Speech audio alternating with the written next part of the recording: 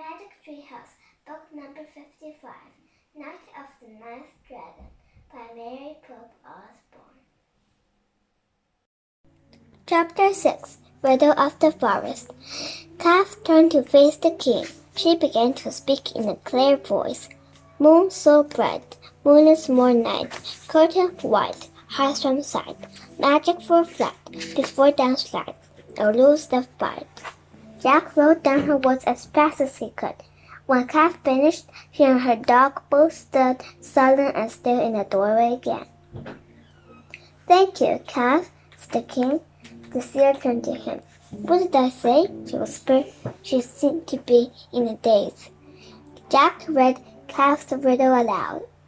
Moon so bright, moon is more night, curtain of white, hides from sight, magic for flight, before downslide, or lose the fight. Oh, I see, said Calf. She looked troubled. Jack was troubled too. What did the last two lines mean? Moon-is-more is the highest mountain in the west, said Guinevere. It seems like we should go there first. Yes, said Calf. It is not far from the sea. You can see it from the cart path. Continue on your way and journey over the moorlands. Good, said Guinevere. Jack and Annie, you will decipher the rest of the riddles as we travel. The queen stood and helped the king rise. Jack and Annie and Oki stood up too. You must leave at once, Calf, said Guinevere. Not only must we travel to the moon-is-more to look for the gold dragon, but we must take it back to the castle guard in order for its magic to work. But your majesty, said Jack. Yes, Jack, said the queen. The last two lines, he said. The other looked at him as he read the last two lines again. Before downslide or lose the fight. Ah, the queen said. That seems to say we'll lose the fight if we don't know enough in Avalon before dawn. Guinevere took a deep breath. So we will do all we need to do by dawn tomorrow. Travel to Moon-is-more, find the gold dragon, and return it to the castle garden. Thank you for your help, Calf. She reached out and took the blonde woman's hand. My lady, you're trembling, Calf said.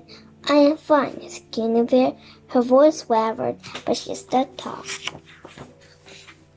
Is she worried we don't even have enough time? Jack thought. Thank you and farewell, said Guinevere. Then she helped the king towards the door. Come, Jack and Annie. Thank you, Calf, said Annie. Jack put away his notebook and picked up his backpack. Then he, Annie, and Oki followed the king and queen outside into a cool, windy air. Arthur held on to Guinevere's arm as they walked away from the stone hut and through the gate. Oki scampered ahead of them, yapping and wind-blown leaves. Jack glanced back at Calf and Key standing in the doorway of the hut. The dog could not hear and the woman could not see, but together the pair seemed to hear and see more than others could, Jack thought. He raised his hand in farewell, and Key warned goodbye. Wait, children, cried Calf. Jack and Annie hurried back to her. The seer reached into the pocket of her dress. Take this, she said, and she handed them each a small red stone. What is it? Asked Jack. Rocks from the mountains of the fire before time, said the blonde woman. Lava rocks, like from volcanoes? Jack wondered aloud. He rubbed his fingers over his stone. What do we do with them? Use them to save the king, said the blonde woman. Use them how? Asked Jack. With hope and courage, said Calf. And, said Jack, with imagination, said the seer. Got it, thanks, said Annie. Jack didn't understand. But what do we do with Annie, Jack? Guinevere called from the forest. Come here, your majesty, Annie called back. Please hurry, the queen called. Go now, said Calf. We have to go, Jack, said Annie. She grabbed him and pulled him away. Bye, thank you, Calf. Thanks, Key, she called back to them. Thanks for everything. But I don't understand, Jack said to Annie. What do we do with those stones? Use our imaginations, said Annie. But how exactly? Said Jack. Don't worry, we'll figure it out. We have to hurry. Come on, said Annie as she took off, running through the forest. Jack looked back at the hut. Kath and Key had gone inside. Hurry, Jack, called Annie.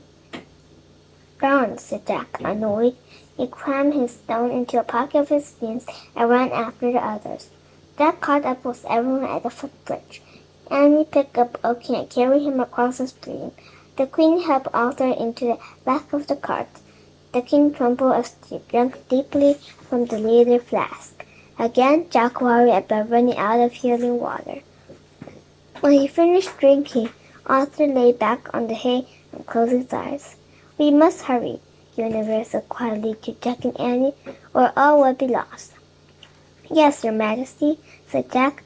Keep him warm, Annie whispered to Oakie, as she put the puppy next to Arthur, and the little dog cuddled against the King again. On to Mona's Moor, the Queen said. Then she halted herself into the back of the cart. Jack and Annie climbed onto the driver's bench and picked up the reins. Hike, she said. In the failing light, the yoked oxen began to limber up the road towards the distant mountain peaks. Hurry, Hanny said, shaking the reins, but the oxen kept their slow pace as the cart creaked and bumped around the rough ground. How will we ever make it to the mountain, find the gold dragon, and return to the castle before dawn?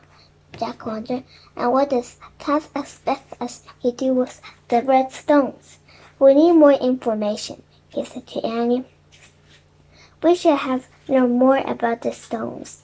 We had to hurry, said Annie. I know, but you lack patience, said Jack, quoting Kath.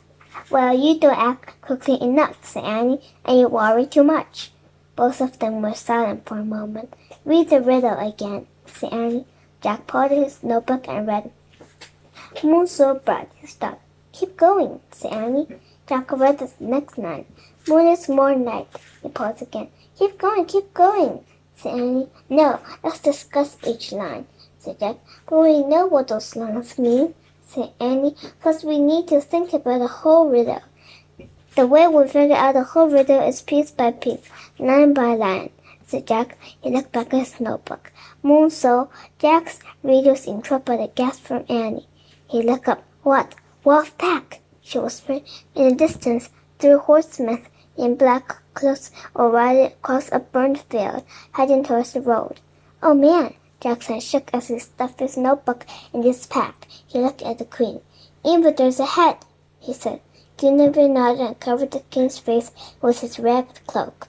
Then she slammed down the hay beside him and tucked her golden hair under the hood of her own cloak. Jack could barely breathe, and he and Annie watched the riders leave the field and start galloping down the road towards them.